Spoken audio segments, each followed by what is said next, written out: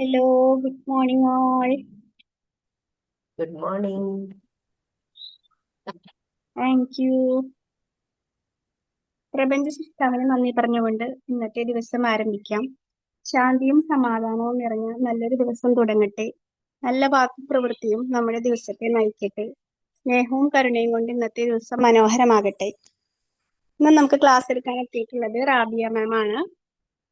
മാം ടീച്ചറാണ്, psychological councillor ആണ്. മാമിനെ വളരെ സ്നേഹത്തോടു കൂടി ഈ ഒരു സെഷനിലേക്ക് വെൽക്കം ചെയ്യണം. മാം ആദ്യമായിട്ടാണ് നമ്മുടെ ഈ മോർണിംഗ് സെഷനിൽ ക്ലാസ് എടുക്കാൻ വേണ്ടി എത്തിയിട്ടുള്ളത്. അതുപോലെ ഇവിടെ ജോയിൻ ചെയ്തിട്ടുള്ള എല്ലാവരെയും ഈ ഒരു സെഷനിലേക്ക് വെൽക്കം ചെയ്യാം.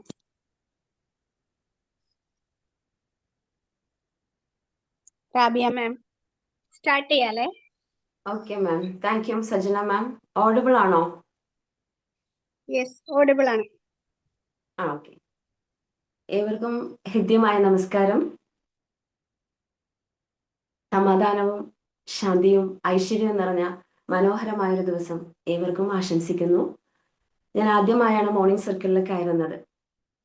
വളരെ കുറച്ച് ലൈവ് സെഷൻസേ ഞാൻ അറ്റൻഡ് ചെയ്തിട്ടുള്ളൂ. റെക്കോർഡഡ് ക്ലാസ്സസ് കാണാറാണ് പതിവ്. അതുകൊണ്ട് തന്നെ പല പേരുകളും പല ശബ്ദങ്ങളും ഭാവങ്ങളും വളരെ പരിചിതമാണ്. വളരെ പരിചയമുള്ള ഒരിടത്തേക്ക് കയറി വന്നൊരു ഫീലാണുള്ളത്. മോർണിംഗ് സർക്കിള് വ്യത്യസ്തമായ ടോപ്പിക്കുകൾ കൊണ്ടും അവതരണത്തിന്റെ വ്യത്യസ്തത കൊണ്ടും പോസിറ്റീവ് വൈബ് നൽകുന്ന മനോഹരമായൊരിടം കൂടിയാണ്. ഇന്നത്തെ മോർണിംഗ് സർക്കിളിന് എനിക്കൊരു അവസരം നൽകിയതിന് ഞാൻ എൻ്റെ സന്തോഷം രേഖപ്പെടുത്തുകയാണ്. അപ്പൊ നമുക്ക് ടോപ്പിക്കിലേക്ക് പോവാം. നമുക്ക് എല്ലാവർക്കും യാത്ര ഭയങ്കര ഇഷ്ടമാണ് അല്ലെ? നമ്മുടെ ജീവിതത്തിലെ ചെറുതും വലുതുമായിട്ടുള്ള ഒരുപാട് യാത്രകൾ നമ്മൾ നടത്തിയിട്ടുണ്ടാവും അല്ലെ? ഓരോ യാത്രകളും നമുക്ക് ഓരോ അനുഭവങ്ങളാണ് സമ്മാനിക്കുന്നത്. ചില യാത്രകൾ നമ്മുടെ ജീവിതത്തില് കൈപ്പേറിയ അനുഭവങ്ങൾ സമ്മാനിച്ചിട്ടുണ്ടാവും. ചില യാത്രകൾ നമ്മുടെ ജീവിതത്തിൽ ഒരിക്കലും മറക്കാൻ പറ്റാത്ത മനോഹരമായ നിമിഷങ്ങളായിരിക്കും നൽകിയിട്ടുണ്ടാവുക. ചില യാത്രകളാവട്ടെ നമ്മുടെ ജീവിതത്തിൽ ഒരുപാട് നല്ല പാഠങ്ങൾ നൽകിയിട്ടുണ്ടാവും. ഓരോ യാത്രയും ഓരോരുത്തർക്കും ഓരോ അനുഭവങ്ങളാണ് സമ്മാനിക്കുന്നത്. നിത്യേന എന്നോണം നമ്മളൊക്കെ യാത്ര ചെയ്യാറുണ്ട്, ചുരുങ്ങിയ നമ്മുടെ ജോലി സ്ഥലത്തേക്കെങ്കിലും അല്ലെ? ഈ യാത്രയും പലരും ചിലപ്പോ യാന്ത്രികമായിരിക്കും, വളരെ മെക്കാനിക്കൽ ആയിരിക്കും. ബസ്സിലൊക്കെയാണ് യാത്ര ചെയ്യുന്നത് എങ്കിൽ നമ്മുടെ സ്റ്റോപ്പ് എത്തുന്നു, നമ്മൾ കയറുന്നു, ഏതോ ലോകത്തിരിക്കുന്നു, അടുത്ത സ്റ്റോപ്പ് എത്തുന്നു, മറ്റേതോ ലോകത്തേക്ക് ഇറങ്ങിപ്പോകുന്നു. അങ്ങനെ യാത്ര ചെയ്യുന്നവരുണ്ടാവും. അല്ലാതെ ആ യാത്ര അറിഞ്ഞ് യാത്ര ചെയ്യുന്നവരുണ്ടാവും. നമ്മുടെ സ്റ്റോപ്പ് എത്തുന്നു, നമ്മൾ കയറുന്നു, ചിരപരിചിതമായ കവലകളാണ്, ശബ്ദങ്ങളാണ്, കച്ചവടക്കാരാണ്. പക്ഷെ അന്നത്തെ കണ്ണോടുകൂടി ആ യാത്രയെ കാണുന്നവരുണ്ടാവും. അന്നത്തെ കണ്ണോടുകൂടി ആ കാഴ്ചയെ കാണുന്നവരുണ്ടാവും. ചില സമയത്തൊക്കെ ബസ്സിൽ സ്ഥിരമായിട്ട് ഒരേ സ്റ്റോപ്പിൽ നിന്ന് കയറുന്ന ആളുകളുണ്ടാവും. ശ്രദ്ധിച്ചിട്ടുണ്ടോ?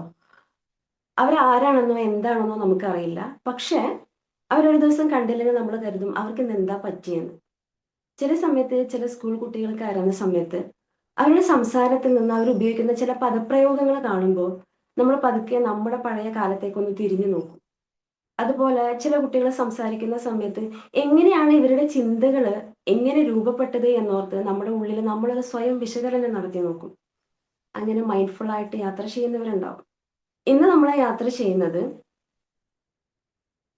നമ്മുടെ ജീവിതത്തിന്റെ തിരക്കുകൾക്കിടയിൽ എവിടേക്കോ നമ്മൾ മറന്നു വെച്ച, പലപ്പോഴും നമ്മളെ പുറകിൽ നിന്ന് തോണ്ടി വിളിച്ചിട്ടും ഗൗരവം നടിച്ചുകൊണ്ട് കാണാതെ നിന്നിരുന്ന ഒരാളെ കാണാനുള്ള യാത്രയിലാണ്. ഓക്കെ, അത് മറ്റൊന്നുമല്ല, നമ്മുടെ ബാല്യം, നമ്മുടെ ഉള്ളിലുള്ള ഒരു കുട്ടിയെ ഒന്ന് കണ്ണടച്ചാൽ നമുക്ക് കാണാമല്ലേ? നമുക്ക് ഏറെ ഇഷ്ടമുള്ള കുഞ്ഞു പൂക്കളുള്ള ഒരു ഉടുപ്പ്, നമ്മൾ ഓടിക്കളിച്ചിരുന്ന മുറ്റം, നമ്മൾ വിളിച്ചിരുന്ന കുറേ ചെല്ലപ്പേരുകൾ അല്ലെ, നമ്മൾ കളിച്ചിരുന്ന ടോയ്സ്, അതിനപ്പുറത്തേക്ക് ചില പൂക്കളുടെയും ചില ഇലകളുടെയും ഗന്ധം, ഇതൊക്കെ നമ്മുടെ ഉള്ളിലേക്ക് ഇപ്പോ തെളിമയോടെ വരുന്നുണ്ടല്ലേ? അന്ന് ആ കുട്ടി ആകാശത്തൊരു മഴവില്ല് കാണുന്ന സമയത്ത് അതിന് ആകാംക്ഷയുണ്ടായിരുന്നു, ആശ്ചര്യമുണ്ടായിരുന്നു, അത്ഭുതമുണ്ടായിരുന്നു, കൗതുകമുണ്ടായിരുന്നു, വിസ്മയമുണ്ടായിരുന്നു, സന്തോഷമുണ്ടായിരുന്നു. ഒരു കുഞ്ഞു കാര്യത്തിൽ പോലും സന്തോഷിക്കാൻ പറ്റുന്ന ഒരു മനസ്സുണ്ടായിരുന്നു അതിന്. അനുഭവങ്ങളുടെ ഭാരം വളരെ കുറവായിരുന്നത് കൊണ്ട് തന്നെ നൈസർഗികമായിട്ടുള്ള അതിന്റെ കഴിവുകളെ സ്വാതന്ത്ര്യത്തോടു കൂടി അതിനെ ആസ്വദിക്കാൻ കഴിഞ്ഞിരുന്നു. അന്നത്തെ ആ കുട്ടിയിൽ നിന്ന് നമ്മൾ ഇന്ന് നിൽക്കുന്ന ഈ സ്റ്റേജിലേക്ക് നമ്മൾ വന്ന സമയത്ത് നമ്മൾ ഒരുപാട് യാത്ര ചെയ്തിട്ടുണ്ട്. നമുക്ക് ഒരുപാട് അനുഭവങ്ങളുണ്ട്. ആ യാത്രകളും ആ അനുഭവങ്ങളുമാണ് ഇന്ന് നമ്മളെ രൂപപ്പെടുത്തിയതും പാകപ്പെടുത്തിയതും, അല്ലേ? പക്ഷേ ആ ഒരു അനുഭവങ്ങള്, കുറെ ലോജിക്ക്, കുറെ സയന്റിഫിക് റീസൺ, കുറെ സോഷ്യൽ കണ്ടീഷനിങ് ഇതിലൂടെയൊക്കെ നമ്മളിങ്ങനെ കടന്നു വന്ന സമയത്ത് കുഞ്ഞു കുഞ്ഞു കാര്യങ്ങളില് സന്തോഷിക്കാനുള്ള ഒരു മനസ്സ് എവിടെയോ കളഞ്ഞുപോയി. പക്ഷേ ആ കുട്ടി ഇപ്പോഴും നമ്മുടെ ഉള്ളില് അതേ നിഷ്കളങ്കതയോടു കൂടി തന്നെ ഇരിക്കുന്നുണ്ട്. നിത്യേനെ ഇടയ്ക്കെപ്പോഴെങ്കിലും അതിനെ നമ്മളോടൊപ്പം ഒന്ന് ചേർത്ത് നിർത്തുന്ന സമയത്ത് നമുക്ക് കിട്ടുന്ന ഹാപ്പിനെസ് അറ്റ് സീറോ കോസ്റ്റിനെ കുറിച്ചാണ് ഞാൻ ഇന്നിവിടെ സംസാരിക്കുന്നത്. ഓക്കെ, ഞാൻ കുറച്ച് പോയിന്റ്സുകളായിട്ടാണ് പറയുന്നത്. Okay, number 1, spirit of forgiveness. നമ്മൾ ശ്രദ്ധിച്ചിട്ടുണ്ടാവും, കുട്ടികൾ കളിക്കുന്ന സമയത്ത് വളരെ പെട്ടെന്നാണ് പിണങ്ങുന്നത്, അല്ലേ? പക്ഷെ പിണക്കത്തിന് വളരെ കുറച്ച് നിമിഷങ്ങളുടെ ആയുസേ ഉണ്ടാവാറുള്ളൂ. ആ പിണക്കം മൂന്നാമതൊരാളുടെ ഇടപെടൽ കൂടാതെ തന്നെ അവർ അതിനേക്കാൾ കൂടുതൽ നന്നായി ഇണങ്ങുകയും നന്നായി കളിക്കുകയും ചെയ്യാറുണ്ട്. പക്ഷെ നമ്മളൊന്ന് മുതിർന്നു കഴിഞ്ഞ സമയത്തേക്ക് നമ്മുടെ ഉള്ളിൽ ഒരു പിണക്കം സംഭവിച്ച് ആദ്യം പുറത്തേക്ക് ചാടുന്നത് നമ്മുടെ ഈഗോ ആയിരിക്കും, അല്ലേ? എന്നിട്ട് നമ്മൾ പറയും, അവനല്ലേ ആദ്യം തുടങ്ങി വെച്ചത്, അവൻ തന്നെ അവസാനിപ്പിക്കട്ടെ. അല്ലെങ്കിൽ പറയും, അവനല്ലേ എന്നേക്കാൾ ഇളയത്, അവൻ ഇങ്ങോട്ട് വരട്ടെ. അല്ലെങ്കിൽ നമ്മൾ പറയും, ഇനിയുണ്ടല്ലോ സമയം, പിന്നീട് എപ്പോഴെങ്കിലും നോക്കാം, അല്ലേ? പക്ഷെ കാലം ആരുടെ മുന്നിലും കാത്തു നിൽക്കാറില്ല എന്നുള്ളതാണ്. നമ്മൾ ശ്രദ്ധിച്ചിട്ടുണ്ടാവും, നമ്മൾ സംസാരിക്കുന്ന സമയത്ത് നമ്മൾ പ്രതികരിച്ചൊരു രീതിയിൽ നിന്നോ ഉപയോഗിച്ചൊരു വാക്കിൽ നിന്നോ മാറിയൊരു ടോണിൽ നിന്നോ ഒക്കെ ആയിരിക്കാം മറ്റൊരാളുടെ മനസ്സിൽ ഒരു വേദന സൃഷ്ടിക്കുന്നത്. നമ്മളതൊന്ന് പറഞ്ഞു തീർത്തില്ലെങ്കിൽ, നമ്മളതൊന്ന് മാപ്പാക്കി കൊടുത്തില്ലെങ്കിൽ അതവിടെ ഇങ്ങനെ ഇരുന്ന് പഴകാൻ തുടങ്ങും. ശ്രദ്ധിച്ചിട്ടില്ലേ, പല വസ്തുക്കളും ഇരുന്ന് പഴകി കഴിഞ്ഞു കഴിഞ്ഞാൽ അതിന് രൂപമാറ്റം വരാറുണ്ട്. ഒന്ന് ആലോചിച്ച് നോക്കൂ. ഞാൻ എക്സാമ്പിൾ എടുക്കുന്നത് ഒരു മുറിവാണ്. ഒരു കുഞ്ഞു മുറിവ് നമ്മൾ ഒട്ടും കെയർലെസ് ആയി വിട്ട് കഴിഞ്ഞു കഴിഞ്ഞാൽ ഒരു കുഞ്ഞു മുറിവാണെങ്കിലും പതിയെ പതിയെ അതിന്റെ വ്യാപ്തി ഇങ്ങനെ കൂടാൻ തുടങ്ങും. പതിയെ പതിയെ അതിന്റെ ആഴം ഇങ്ങനെ കൂടാൻ തുടങ്ങും. വേദന വരാൻ തുടങ്ങും, അല്ലേ? അതിന്റെ രൂപത്തിൽ മാറ്റം വരാൻ തുടങ്ങും. ഒരു ഫസ്റ്റ് എയ്ഡിൽ തീർക്കേണ്ട ഒരു കാര്യം പിന്നീട് ആ ഓർഗൻ തന്നെ കട്ട് ചെയ്ത് പോകേണ്ട ഒരു അവസ്ഥയിലേക്ക് എത്തും. ഇത് നമ്മുടെ റിലേഷൻഷിപ്പിൽ നോക്കിക്കഴിഞ്ഞാൽ അല്ലെങ്കിൽ അതിലേക്ക് കണക്ട് ചെയ്താൽ പെട്ടെന്ന് മനസ്സിലാക്കാൻ പറ്റും. പലരും നമ്മൾ സംസാരിക്കുമ്പോൾ ശ്രദ്ധിച്ചിട്ടുണ്ടാവും, നമ്മുടെ ഉള്ളിലുള്ള യഥാർത്ഥ ഇമോഷൻ ആയിരിക്കില്ല പലരും എക്സ്പ്രസ് ചെയ്യുന്നത്, അല്ലെ? ചിലപ്പോൾ ഉള്ളിൽ വല്ലാത്തൊരു വിഷമായിരിക്കാം, പരിഭവമായിരിക്കാം, നീരസമായിരിക്കാം. പക്ഷെ പുറത്ത് കാണിക്കുന്നത് വല്ലാതെ ദേഷ്യമായിരിക്കും. അതല്ലെങ്കിൽ ഉള്ളിൽ നിറയെ വാത്സല്യം ഉണ്ടായിരിക്കും, പുറത്ത് കാണിക്കുന്നത് ഗൗരവമായിരിക്കും. പക്ഷെ ഓപ്പോസിറ്റ് നിൽക്കുന്ന ആൾക്ക് അതൊരു പക്ഷെ മനസ്സിലായിക്കൊള്ളണമെന്ന് യാതൊരു നിർബന്ധവും ഇല്ല, അല്ലെ? ഒന്നെങ്കിൽ മെച്യൂരിറ്റിയുടെ കുറവോ അതല്ലെങ്കിൽ ഒരു ഇമോഷണൽ ലിറ്ററസിയുടെ കുറവൊക്കെ ആയിരിക്കാം. പക്ഷെ നമ്മുടെ ഉള്ളിലുണ്ടാകുന്ന ആ ഒരു മുറിവിനെ നമ്മൾ എന്ത് ചെയ്യണം? മായ്ച്ചു കളയണം എന്നുള്ളതാണ്. വിട്ടുകൊടുക്കുക. വിട്ടുകൊടുക്കുക എന്ന് പറയുന്നതിനർത്ഥം തോറ്റു കൊടുക്കുക എന്നല്ല. നമ്മുടെ മനസ്സിനെ ഒന്നുകൂടി മനോഹരമാക്കാൻ നമുക്ക് കിട്ടുന്ന ഒരു അവസരത്തിന് നമ്മൾ ഉപയോഗിക്കുക എന്നുള്ളതാണ്. നമ്മുടെ മനസ്സിൽ ആ ഒരു പകയോ അല്ലെങ്കിൽ ഒരു വിദ്വേഷമോ വെച്ചുകൊണ്ടിരിക്കുമ്പോൾ അത് പിന്നീട് പല രൂപമാറ്റങ്ങളിലേക്കും വരും, അല്ലെ? അത് പിന്നീട് വല്ലാത്ത ദേഷ്യമായി മാറാം. ഈ ദേഷ്യമാകുന്ന സമയത്ത് നമുക്കറിയാം, നമ്മളെ മാത്രമല്ല അത് ബാധിക്കുന്നത്, നമ്മളെ മാത്രമല്ല അസ്വസ്ഥതപ്പെടുത്തുന്നത്, നമ്മുടെ ചുറ്റുമുള്ളവരിലേക്ക് കൂടി അത് അസ്വസ്ഥത സൃഷ്ടിക്കുന്നുണ്ട് എന്നുള്ളതാണ്, അല്ലേ? അപ്പൊ നമ്മുടെ മനസ്സിൽ അനാവശ്യമായിട്ടുള്ള കാര്യങ്ങൾ ഉണ്ടെങ്കിൽ നമ്മൾ അത് ഒഴിവാക്കുക. അതിനെ കൂടെ കൂട്ടി അതിന്റെ പഴക്കം വർദ്ധിപ്പിക്കാതെ അതിന് രൂപമാറ്റം വരുത്താതിരിക്കുക എന്നുള്ളതാണ്. ഞാനൊരു കഥ പറയാം. ഒരു നാട്ടില് 2 സന്യാസിമാര് യാത്ര ചെയ്തുകൊണ്ടിരിക്കുകയായിരുന്നു. അവർ യാത്രാമധ്യേ ഒരു പുഴക്കടവിലെത്തി. അവിടെ ഒരു നിസ്സഹായ അവസ്ഥയിൽ ഒരു സ്ത്രീനെ കണ്ടപ്പോൾ അവർ ചോദിച്ചു, എന്ത് പറ്റിയെന്ന്. അപ്പോൾ ആ സ്ത്രീ പറഞ്ഞു, എനിക്ക് അക്കരെ പോകണം, പക്ഷെ ഇതിന് നിറയെ വെള്ളമാണ്, എനിക്ക് അങ്ങോട്ടേക്ക് പോകാൻ ഇച്ചിരി ബുദ്ധിമുട്ടാണ്. മറ്റു സന്യാസി മാറി നിന്നു. ഒരു സന്യാസി ഒന്നും നോക്കാതെ ഈ സ്ത്രീയെ എടുത്ത് തോളിലിട്ട് പുഴക്കക്കരെ കടന്നു. മാറി നിന്ന സന്യാസിയുടെ മനസ്സിൽ ഇങ്ങനെ അസ്വസ്ഥത പെരുകാൻ തുടങ്ങി. എന്താണ് ഇദ്ദേഹം ചെയ്തത്? ഒരു സ്ത്രീയെ എടുത്ത് തോളിലിടുന്നു, വെള്ളത്തിലൂടെ ഇറങ്ങി നടക്കുന്നു, രണ്ടുപേരും ഒരുമിച്ച് നനയുന്നു. ഇങ്ങനെ പലതരത്തിലുള്ള അസ്വസ്ഥത സഹിക്കാൻ പറ്റാതായപ്പോ ഈ സന്യാസി മറ്റേ സന്യാസിയോട് ചോദിച്ചു, താങ്കൾ എന്ത് പണിയാണ് കാണിച്ചത്? താങ്കൾക്ക് അറിയില്ലേ മറ്റു സ്ത്രീകളെ നമ്മൾ സ്പർശിക്കാൻ പാടില്ലെന്ന്? നിങ്ങൾ ആ സ്ത്രീനെ കൊണ്ട് എന്തിനാണ് വെള്ളത്തിലൂടെ ഒരുമിച്ച് വന്നത് എന്ന് ചോദിച്ചപ്പോൾ ഈ സന്യാസി കൊടുത്ത മറുപടി ഇങ്ങനെയാണ്, എത്രയോ മണിക്കൂറുകൾക്ക് മുമ്പ് ഞാൻ ആ സ്ത്രീയെ പുഴക്കടവിൽ ഇറക്കി വിട്ടു, പക്ഷെ നീ ഇപ്പോഴും നിന്റെ മനസ്സിൽ ആ സ്ത്രീയെയും ചുമന്നുകൊണ്ട് നടക്കുകയാണ് എന്ന്.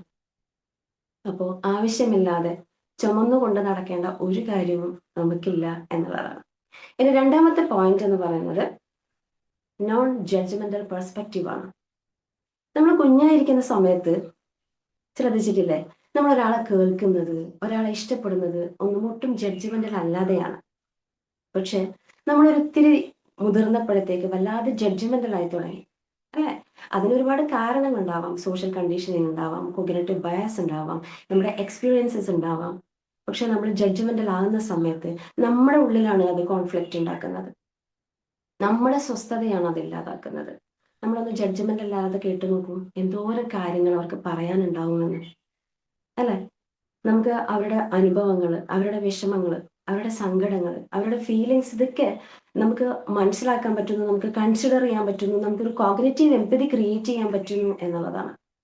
ഒരിക്കൽ പ്രവാചക പത്നി ആയിഷ പ്രവാചകരോട് ചോദിക്കുന്നുണ്ട്, പ്രവാചകരെ, ഞാൻ എപ്പോഴാണ് ഒരു നല്ല ആയിഷയാവുന്നത്, ഞാൻ എപ്പോഴാണ് ഒരു പൊട്ട ആയിഷയാവുന്നത് എന്ന്. അതിന് പ്രവാചകൻ കൊടുക്കുന്ന മറുപടി ഇങ്ങനെയാണ്, ആയിഷ, നിങ്ങൾ ഒരിക്കലും കാണാത്ത ഒരാളെ കാണുന്ന സമയത്ത് വളരെ മോശമായിട്ട് അദ്ദേഹത്തെക്കുറിച്ച് നിങ്ങൾ ചിന്തിക്കുന്നുവെങ്കിൽ നിങ്ങളൊരു പൊട്ട ആയിഷയാണ്. അല്ല, നിങ്ങൾ വളരെ പോസിറ്റീവായിട്ടാണ് ചിന്തിക്കുന്നതെങ്കിൽ നിങ്ങളൊരു നല്ല ആയിഷയാണ്. നമുക്കും പോസിറ്റീവ് ആകാം. മൂന്നാമത്തെ പോയിന്റ് എന്ന് പറയുന്നത് മൈൻഡ്ഫുൾ ലിവിങ് ആണ്. നമ്മൾ ശ്രദ്ധിച്ചിട്ടുണ്ടാവും, കുട്ടികൾ അവരവരുടെ ഫുൾ എനർജി ഇൻവെസ്റ്റ് ചെയ്തിട്ടാണ് അവർ കഴിക്കുന്നത്, അല്ലെ? ഒരു ചോക്ലേറ്റ് പോലും വളരെ ആസ്വദിച്ചാണ് അവർ കഴിക്കുന്നത്. ഇന്നലെ വീണിരുന്നു എന്ന് കരുതി ഇന്നൊരു കുട്ടിയും കളിക്കാതിരിക്കുന്നില്ല. നാളെ വീഴുമോ എന്നോർത്ത് അവരെന്ത് ചെയ്യാറില്ല, ഇന്ന് കളിക്കുന്നതിന് ആസ്വദിക്കാതിരിക്കാറില്ല.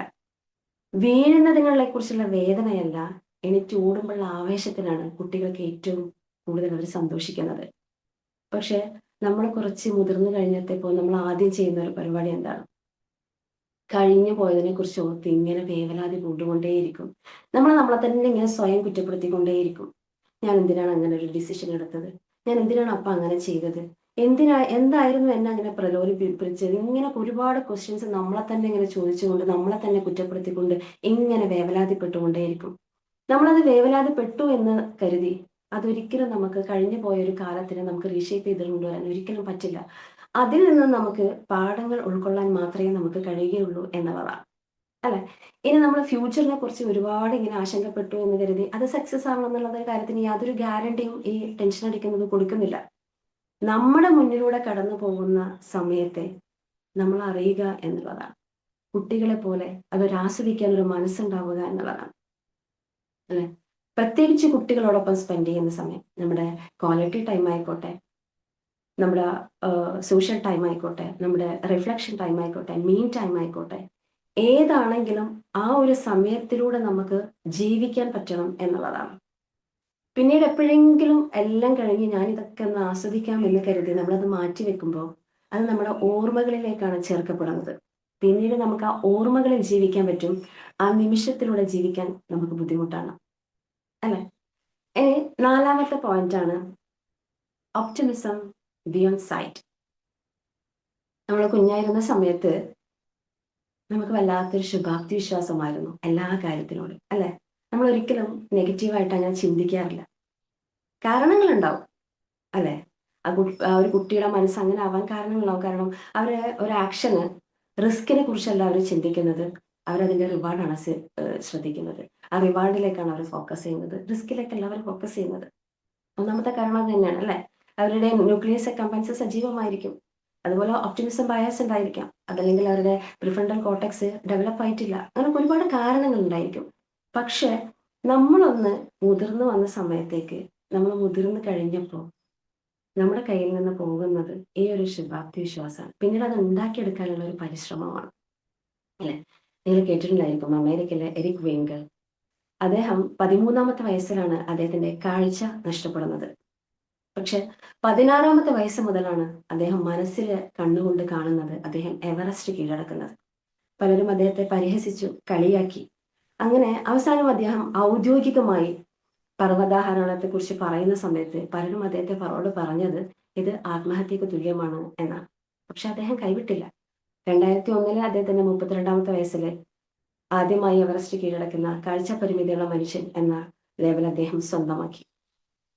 നമ്മുടെ ഉള്ളില് നമ്മുടെ പുറത്ത് കാഴ്ചക്കടലാണ് ഉള്ളതെങ്കിൽ അന്ന് അദ്ദേഹത്തിന് ഉണ്ടായിരുന്നത് വെറും കേൾവിക്കടൽ മാത്രമായിരുന്നു.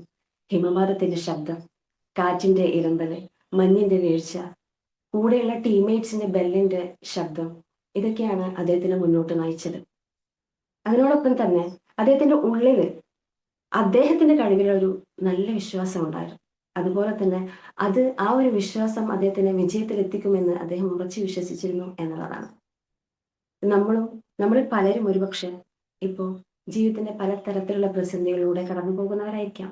ഫിസിക്കലി ആവാം, ഇമോഷണലി ആവാം, അല്ലെങ്കിൽ പ്രൊഫഷണലി ആവാം. ഏതെങ്കിലും തരത്തിൽ നമ്മൾ വിഷമിക്കുമ്പോൾ നമ്മളൊന്ന് മനസ്സിലാക്കുക, നാളെ നമ്മൾ പറയാൻ പോകുന്ന നമ്മുടെ വിജയകഥയുടെ ഒരു ആമുഖം മാത്രമായിരിക്കും ഒരുപക്ഷെ ഇപ്പോൾ കടന്നു പോകുന്ന ഈ പ്രതിസന്ധി എന്നുള്ളത്. ഓക്കെ, ഇനി അടുത്ത പോയിന്റ് ഞാൻ പറയാൻ ആഗ്രഹിക്കുന്നത് ഗ്രോത്ത് ഓറിയന്റഡ് മൈൻഡ് സെറ്റ് ആണ്. നമ്മളെ കുട്ടിയായിരിക്കുന്ന സമയത്ത് നമ്മളൊക്കെ തെറ്റിച്ചാണ് ശരിയാക്കിയിട്ടില്ല, അല്ലെ? നമ്മളതിന് ഒരിക്കലും ഭയപ്പെട്ടിരുന്നില്ല. നമ്മൾ നടക്കുന്ന സമയത്ത്, അല്ലെ, കുറെ വീണിട്ടാണ് എഴുന്നേറ്റിട്ടുള്ളത്. എഴുതാൻ പഠിക്കുന്ന സമയത്ത് തെറ്റിച്ചിട്ടാണ് നമ്മൾ അത് ശരിയാക്കിയിട്ടുള്ളത്. വായിക്കാൻ പഠിക്കുന്ന സമയത്ത് തെറ്റിച്ചാണ് ശരിയാക്കിയിട്ടുള്ളത്. സംസാരിക്കാൻ പഠിക്കുന്ന സമയത്ത് മുതൽ കുറേ തെറ്റിച്ചാണ് നമ്മൾ അതിനെ ശരിയാക്കിയിട്ടുള്ളത്. പിന്നീട് നമ്മൾ മുതിർന്നു കഴിഞ്ഞപ്പോൾ തെറ്റുമോ എന്നുള്ളൊരു ഭയമാണ് നമ്മുടെ സക്സസിന് വലിയൊരു ബ്ലോക്ക് സൃഷ്ടിക്കുന്നത്, അല്ലെ? ഞാൻ ഇതിനോടൊപ്പം ചേർത്ത് വെക്കാൻ ആഗ്രഹിക്കുന്നത് കൃഷ്ണ തേജ എന്ന IAS ഓഫീസറുടെ ജീവിതത്തിലെ ഒരു ചെറിയൊരു ഭാഗമാണ്. ഓക്കെ, അദ്ദേഹം ആദ്യത്തെ തവണ IAS എഴുതുന്നു, ഫെയിലാവുന്നു. രണ്ടാമത്തെ തവണ IAS എഴുതുന്നു, ഫെയിലാവുന്നു. മൂന്നാമത്തെ തവണ IAS എഴുതുന്നു, ഫെയിലാവുന്നു. അപ്പോൾ അദ്ദേഹത്തോട് തന്നെയും അദ്ദേഹത്തിന്റെ ഫ്രണ്ട്സിനോടും ചോദിക്കുന്ന ഒരു ചോദ്യമുണ്ട്. 10th ടോപ്പറായ, +2 ടോപ്പറായ, BTech ടോപ്പറായ ഞാൻ എങ്ങനെയാണ് ഇങ്ങനെ ഫെയിലാവുന്നത്? അദ്ദേഹത്തിന്റെ ഫ്രണ്ട്സ് മറുപടി പറയുന്നുണ്ട്, അറിയില്ല, പക്ഷെ താങ്കളൊരു ബ്രില്യൻ്റ് ആയിട്ടുള്ള ഒരു സ്റ്റുഡന്റ് തന്നെയാണ്, എന്തുകൊണ്ടാണ് തോൽക്കുന്നത് എന്നറിയില്ല. അങ്ങനെ ഇദ്ദേഹത്തിന്റെ ഈ പരിശ്രമം ക്വിറ്റ് ചെയ്തിട്ട് അദ്ദേഹം IT പ്രൊഫഷനിലേക്ക് അദ്ദേഹം ജോയിൻ ചെയ്യുകയാണ് ചെയ്യുന്നത്. കുറെ ദിവസങ്ങൾക്ക് ശേഷം അദ്ദേഹത്തെ കാണാൻ കുറച്ച് പേര് വരുന്നു. അവര് അദ്ദേഹത്തോട് ഇങ്ങനെ സംസാരിക്കുന്നുണ്ട്, നിങ്ങൾ ആ ഒരു ആഗ്രഹം ക്വിറ്റ് ചെയ്തത് നന്നായി, കാരണം നിങ്ങളുടെ ലാംഗ്വേജ് ഒട്ടും നല്ലതല്ല, നിങ്ങളുടെ ഹാൻഡ് റൈറ്റിംഗ് ഒട്ടും ശരിയല്ല, നിങ്ങളുടെ കമ്മ്യൂണിക്കേഷനും ശരിയല്ല, അതുകൊണ്ടൊക്കെ ആയിരിക്കാം നിങ്ങൾ ഫെയിലായത് എന്ന് കൃഷ്ണ തേജ സർ പറയുന്നത്. അദ്ദേഹത്തിന്റെ ശത്രുക്കളായിരുന്നു, അതുകൊണ്ടാണ് ഇത്രയും നെഗറ്റീവ് ആയിട്ടുള്ള കാര്യങ്ങൾ കണ്ടുപിടിക്കാൻ പറ്റി എന്നുള്ളതാണ്. അങ്ങനെ അദ്ദേഹം വീണ്ടും ഇദ്ദേഹത്തിന്റെ IT ജോബ് ക്വിറ്റ് ചെയ്തുകൊണ്ട് വീണ്ടും പരിശ്രമത്തിന് ഇറങ്ങുകയാണ്. ആദ്യം അദ്ദേഹം സമീപിക്കുന്നത് ഒരു ടീച്ചറുടെ വീടിന് മുന്നിൽ ഒരു ബോർഡ് ഉണ്ടായിരുന്നു, ഹാൻഡ് റൈറ്റിംഗ് മെച്ചപ്പെടുത്തി കൊടുക്കും എന്നുള്ളത്. ആ ടീച്ചറെ പോയി കാണുന്ന സമയത്ത് ആ ടീച്ചർ ഇദ്ദേഹത്തിന് വാക്ക് കൊടുക്കുകയാണ്, നിങ്ങൾ നാളെ നിങ്ങളുടെ മോളെയും കൊണ്ട് വരൂ, മോൾക്ക് ഞാൻ ഹാൻഡ് റൈറ്റിംഗ് മെച്ചപ്പെടുത്തി തരാമെന്ന്. അപ്പോൾ ഇദ്ദേഹം പറഞ്ഞു, 25 വയസ്സായ എന്റെയാണ് ഹാൻഡ് റൈറ്റിംഗ് മെച്ചപ്പെടുത്തേണ്ടത് എന്ന്. അങ്ങനെ അദ്ദേഹത്തിന്റെ ഹാൻഡ് റൈറ്റിംഗ് മെച്ചപ്പെടുത്താൻ അവിടെ ജോയിൻ ചെയ്യുന്നു. ശേഷം ഇദ്ദേഹത്തിന്റെ ലാംഗ്വേജ് ഒന്ന് ഫ്ലോറൽ ആക്കാൻ വേണ്ടിയിട്ട് മറ്റൊരു ടീച്ചറെ പോയി കാണുന്നുണ്ട്. അവർ ഇദ്ദേഹത്തോട് പറയുന്നു, നിങ്ങൾ നാളെ വരൂ, അല്ലെങ്കിൽ മറ്റൊരു ദിവസം ഇന്ന സമയത്ത് വരൂ. അങ്ങനെ ഒരാഴ്ചയോളം ഇദ്ദേഹം ഓരോ ദിവസം ഇവർ പറയുന്ന സമയത്ത് ഇവർ പറയുന്ന ടൈമിൽ അവരെ കാണാൻ പോകുന്നു. അങ്ങനെ ഒരാഴ്ച കഴിഞ്ഞപ്പോൾ അവർ മനസ്സിലാക്കി ഇദ്ദേഹം എത്രത്തോളം സീരിയസ് ആണെന്ന്. അങ്ങനെ അദ്ദേഹത്തിന്റെ ലാംഗ്വേജ് മെച്ചപ്പെടുത്തുന്നു. അദ്ദേഹത്തിന്റെ കമ്മ്യൂണിക്കേഷൻ മെച്ചപ്പെടുത്തുന്നതിന് വേണ്ടി അദ്ദേഹം ചെയ്യുന്നത് IAS കോച്ചിങ്ങിന് പോകുന്ന പിള്ളേർക്ക് ക്ലാസ് എടുത്തുകൊണ്ടാണ്. അങ്ങനെ അദ്ദേഹം 4ാമത്തെ തവണ IAS എഴുതി പാസ്സാകുന്ന സമയത്ത് അദ്ദേഹം പറഞ്ഞ ഡയലോഗ് ഇങ്ങനെയാണ്, ഞാൻ കലക്ടർ ആയതിനു ശേഷം ആരും എന്നെ 1ാം തവണ എഴുതി തോറ്റ, 2ാം തവണ എഴുതി തോറ്റ, 3ാം തവണ എഴുതി തോറ്റ എന്ന് പറയാറില്ല, അല്ലെ? നമ്മൾ എത്ര തവണ ശ്രമിക്കുന്നു എന്നുള്ളതല്ല, എത്ര തവണ പരാജയപ്പെടുന്നു എന്നുള്ളതല്ല, നമ്മൾ എങ്ങനെ അത് നേടിയെടുക്കുന്നു എന്നുള്ളതാണ്. ഓക്കെ, ഇനി അടുത്ത പോയിന്റ് ആയിട്ട് പറയാൻ ഞാൻ ആഗ്രഹിക്കുന്നത് passion for life long learning എന്നതാണ്.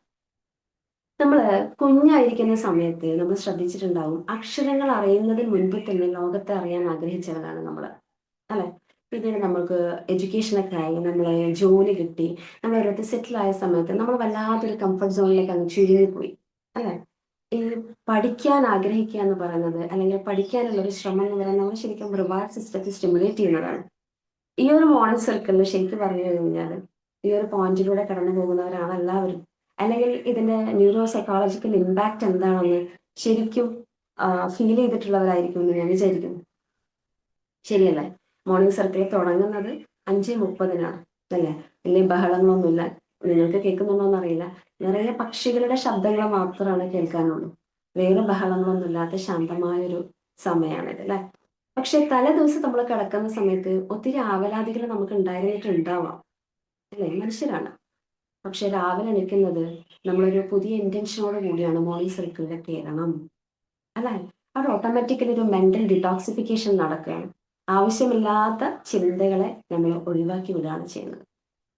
ഇനിയോ, ലോകത്തിന്റെ പല ഭാഗത്തിരുന്നാണ് ഈ മോർണിംഗ് സർക്കിളിൽ നമ്മൾ പാർട്ടാവുന്നത് അല്ലേ? നമ്മൾ എക്സ്പീരിയൻസ് ഷെയർ ചെയ്യുന്നത്, അല്ലെങ്കിൽ എന്തെങ്കിലും ഒരു ഇൻഫർമേഷൻ ഷെയർ ചെയ്യുന്നത്. അവിടെ ഒരു സോഷ്യൽ കമ്മ്യൂണിറ്റി ഡെവലപ്പ് ചെയ്യുന്നുണ്ട് അല്ലേ?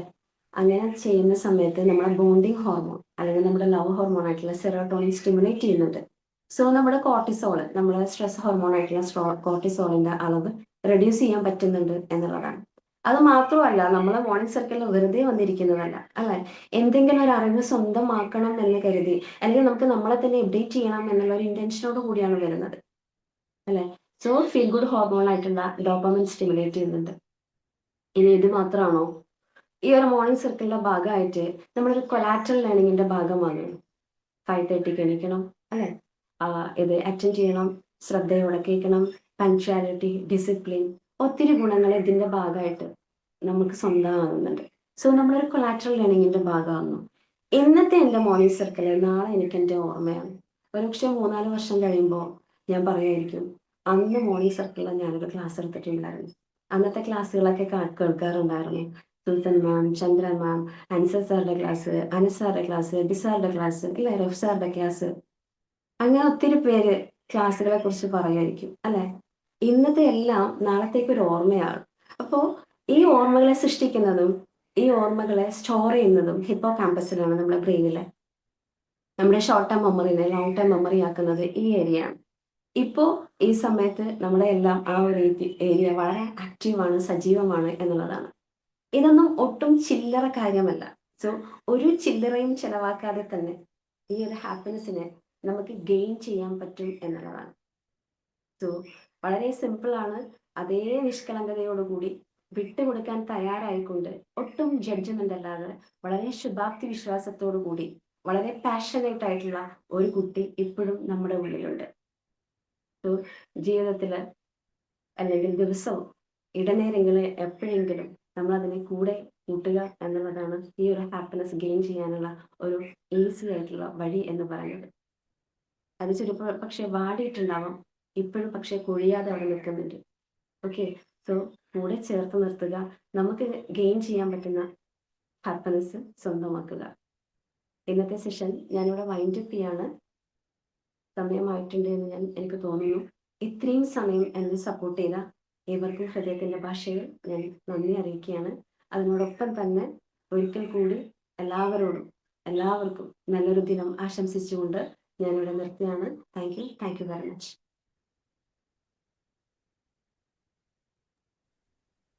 എക്സലന്റ് സെഷൻ കേട്ടോ. താങ്ക് യു മാം.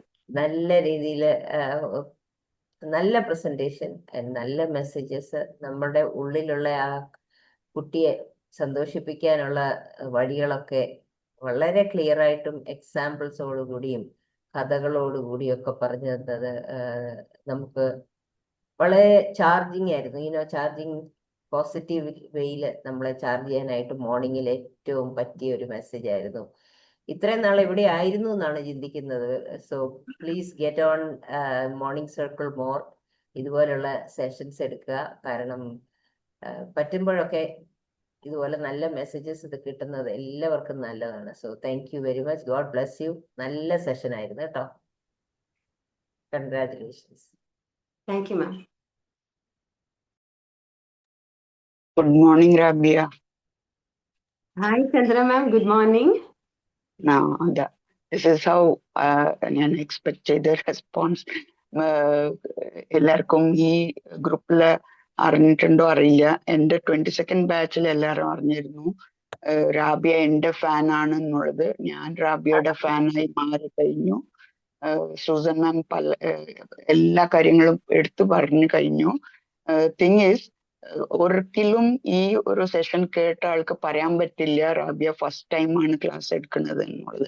അത്രയും വെൽ സ്ട്രക്ചേർഡ്, എല്ലാ കാര്യങ്ങളും കറക്റ്റായിട്ടും പിന്നെ വളരെ ഇൻഫോർമേറ്റീവായിട്ടും നമ്മളെല്ലാവരും അഡോപ്റ്റ് ചെയ്യുന്ന പല കാര്യങ്ങളും റാബിയ പറഞ്ഞൂടെ.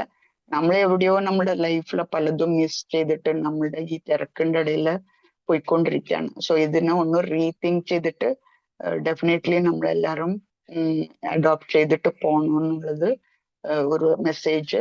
ഏർലി മോർണിംഗ് നല്ല ഒരു ഇത്. ആൻഡ് സുസൻ മാം റിക്വസ്റ്റ് ചെയ്ത മാതിരി റാബിയ കുറേ സെഷൻസ് എടുക്കണം. ഇത് മോർണിംഗ് സർക്കിൾ നമുക്ക് ഡെഫിനറ്റ്ലി ഏതെങ്കിലും ഒരു രീതിയിൽ നമുക്കൊരു നോളജ് കിട്ടുന്നതാണ്. സോ ജോയിൻ ചെയ്യണം, നിങ്ങൾക്ക് നോളജസ് ഒക്കെ ഷെയർ ചെയ്യണമെന്ന് request. And best wishes Rabia. റാബിയും ഞാനും നമ്മുടെ ഈ ജേർണിയിൽ അങ്ങനെയാണ് കണ്ടുമുട്ടിയത് അല്ലേ? മോർണിംഗ് സർക്കിൾ ത്രൂ ആണ് നമ്മൾ അങ്ങോട്ടും ഇങ്ങോട്ടും കണ്ടുമുട്ടിയതാണ്. ഐ അപ്രീഷിയേറ്റ് റാബിയ ബിക്കോസ് ഈ മോർണിംഗ് സർക്കിളിനെ കണ്ടിട്ട് റോട്ടിൽ നടക്കുന്ന ഒരാളിനെ റെക്കഗ്നൈസ് ചെയ്തിട്ട് വന്ന് സംസാരിച്ചതിന് I am very thankful to you. പിന്നെ റാബിയ ഒരു പോയറ്റും ആണ്. എനിക്ക് കുറച്ച് പോയംസ് ഒക്കെ പറഞ്ഞു. പിന്നെ എന്നെ കുറെ സപ്പോർട്ട് ത്രൂ വാട്സപ്പ് മെസ്സേജസ് പറഞ്ഞു. മാം തിങ് ഈസ് മലയാളം ഞാൻ മാമിന് അയച്ചു വായിക്കാൻ പറ്റുമോ? അപ്പൊ അങ്ങനെ അയച്ചു തരുന്നുണ്ട്. സോ ഞാൻ അതൊക്കെ റീഡ് ചെയ്ത് മലയാളം ഇംപ്രൂവ് ചെയ്യാൻ ത്രൂ ദാറ്റ് ട്രൈ ചെയ്യുന്നുണ്ട്. And thank you for all what you are doing Rabia. And best wishes. ഒരുപാട് സന്തോഷം ma'am. Thank U.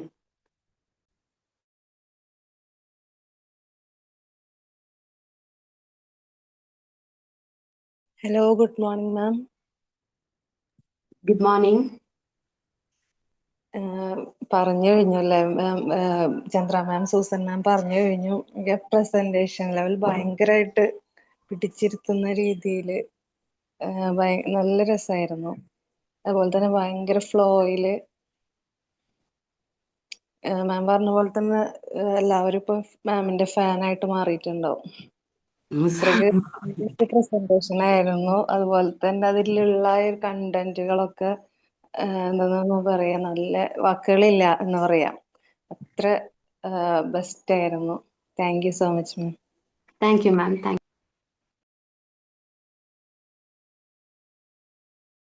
Good morning Rabia ma'am. Hi sir, good morning. നല്ലൊരു അടിപൊളി സെഷൻ ആയിരുന്നു. ഷെജില പറഞ്ഞ പോലെ നല്ല പിടിച്ചിരുത്തുന്ന ഒരു ക്ലാസ്, നല്ല മെസ്സേജസും നല്ല പ്രസന്റേഷനും. അപ്പൊ ഇനിയും കൂടുതൽ സെഷനുകൾ മോർണിംഗ് സെഷനിൽ പ്രതീക്ഷിക്കുന്നു. Thank you. Thank you sir.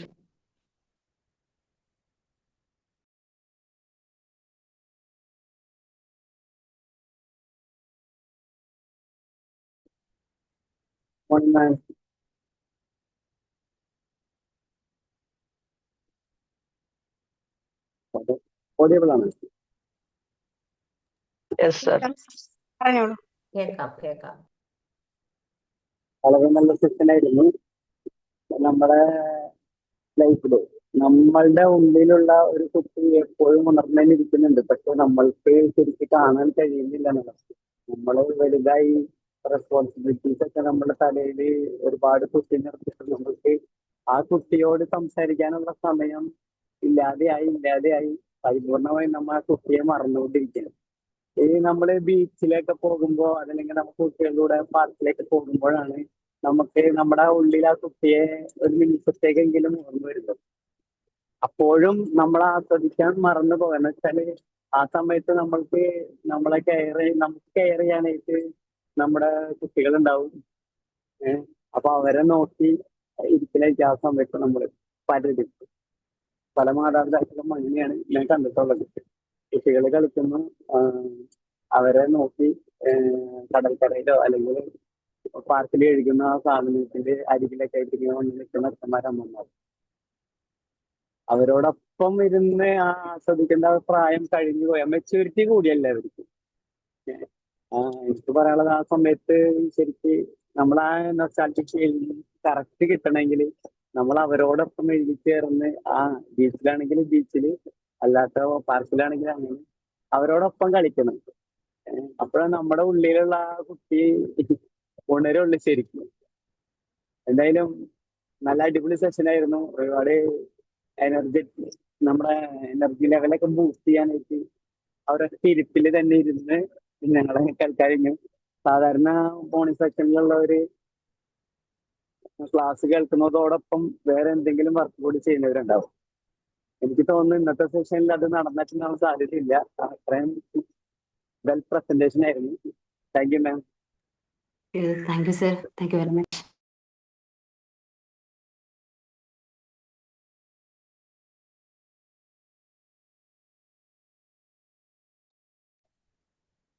Thank you Rabia മാം.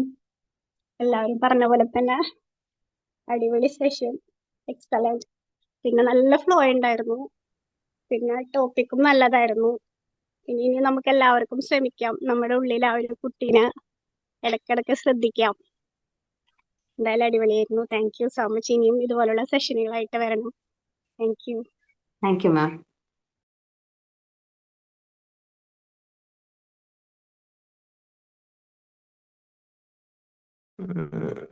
ചന്ദ്രാമയം പറഞ്ഞ പോയംസ് ഒക്കെ ഗ്രൂപ്പിലൂടെ ഷെയർ ചെയ്താൽ നന്നായിരുന്നു. Okay sir. Yes, sir.